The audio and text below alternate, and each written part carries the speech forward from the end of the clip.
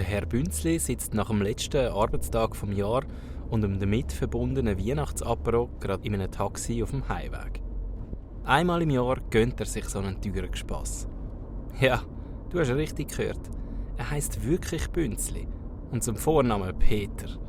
11 Buchstaben, die quasi einer selbsterfüllenden Prophezeiung gleichkommen. Seinem Schicksal hat er sich über die Jahre dann auch ergeben.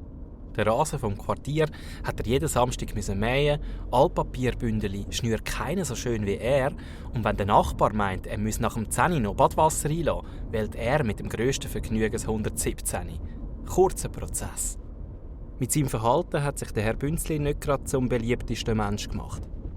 Aber Kaltherzigkeit kann man ihm eben auch nicht unterstellen. Es ist, als könnte er einfach nicht anders. Als könnte er nichts gegen das Schicksal machen, das ihm seinen Namen aufgebürdet hat. Während sich seine Beziehung zu Menschen eher schwierig gestaltet, hat er dafür umso mehr Liebe für seine Meersäule übrig. Meersäule. Sie sind für ihn, was für andere Katzen sind. Katzen mag er wiederum gar nicht schmücken. Auch das ein Faktor, der ihn wohl weiter isoliert. Während das Taxi durch die Innenstadt rollt, kommt der Herr Bünzli nicht darum herum, an Weihnachtsapero vom letzten Jahr zurückzudenken. Damals hat er einmal mehr einen Polizeieinsatz ausgelöst, weil ihn eine Arbeitskollegin unter einem Mistelzweig küssen wollte. Klassische Bünzli-Überreaktion. Die Polizistin hat damals den Herr Bünzli verwarnt. Er soll keine weiteren unnötigen Polizeieinsätze auslösen und Kopfverdeckel nicht so gefühlskalt sein. Der Amour eine Chance geben. Geistert ihm die Worte von ihr im Kopf herum. Wissen Sie, sonst hätte das mit dem Jacques François auch nicht geklappt. Und Sie werden auch nicht jünger. Rückblickend nervt er sich über sich selber. Der Keibenname, der hat ihn einfach im Griff. Und ja, er wird auch nicht jünger. So eine einsame Zukunft ist schon eine traurige Vorstellung. Als der Taxifahrer hupt, ist der Herr Bünzli plötzlich wieder ganz in der Gegenwart. Stau. Feierabendverkehr halt. Der Taxifahrer hat ziemlich laut eine Playlist von Pietro Lombardi am Laufen und hält gerade einen Monolog, was der für einen unterschätzten Künstler sei. In 100 Jahren werde der so vergöttert wie der Van Gogh heute. Aber eigentlich sei es unwichtig. Hauptsache am Alessio ging's gut. Am Herr Bünzli fällt auf, dass der Taxifahrer, genau wie der Pietro Lombardi auch, sein Käppchen nur ganz leicht auf dem Kopf aufliegen hat. Nur nicht das Fenster runterkurbeln, sonst ist das dann bei einem Windstoss schwupps weg. Beim Blick aus dem Fenster sieht der Herr Bünzli eine Frau an der Bushaltestelle sitzen, die in seine Richtung schaut und Küsse andeutet. Seltsam. Oder doch eher eine Gelegenheit. Der Herr Bünzli fragt sich plötzlich, ob er nicht gleich einfach mal etwas Verrücktes wagen soll und, wie die Polizistin gemeint hat, der Amour eine Chance geben.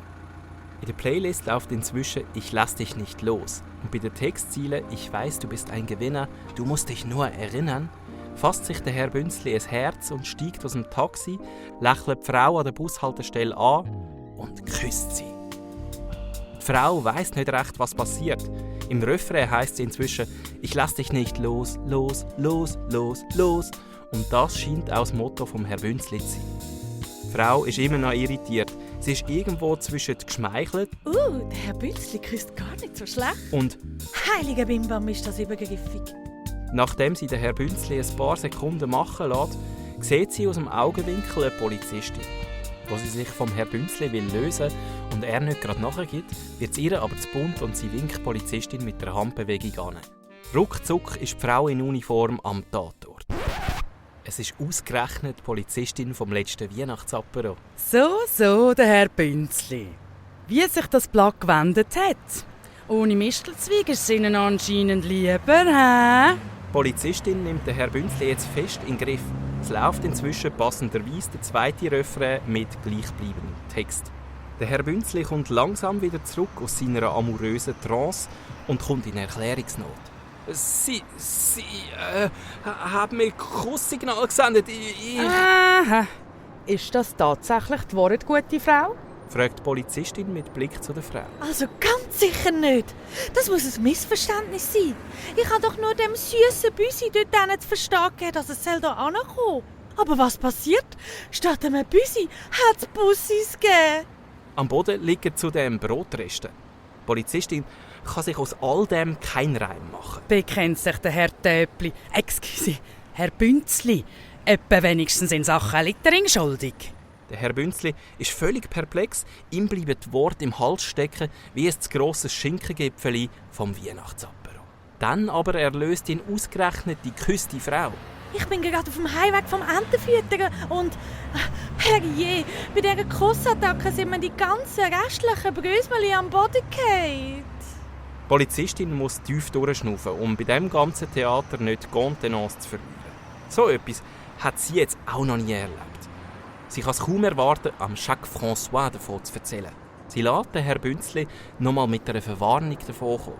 So habe ich es denn mit Amour nicht gemeint. Sauber bleiben, mein lieber Peter. Das Gesetz macht keine Weihnachtsferien. Die Polizistin zieht ab. Und mit ihr auch die spontan geküsste Frau. Mit dem Austausch der Telefonnummern wird es also auch nichts. Der Herr Bünzli sammelt sich wieder und erblickt auf einmal die Katze, die die Frau zum Füttern anlocken. Er schaut das Büsi an und murmelt vor sich hin: «Blöde Katze!» und fügt dann im sarkastischen Unterton an: «Hat mich denn also ausserordentlich gefreut!» Die Katze, die ihn anzugrinsen scheint, meint darauf aber nur: «Miau!»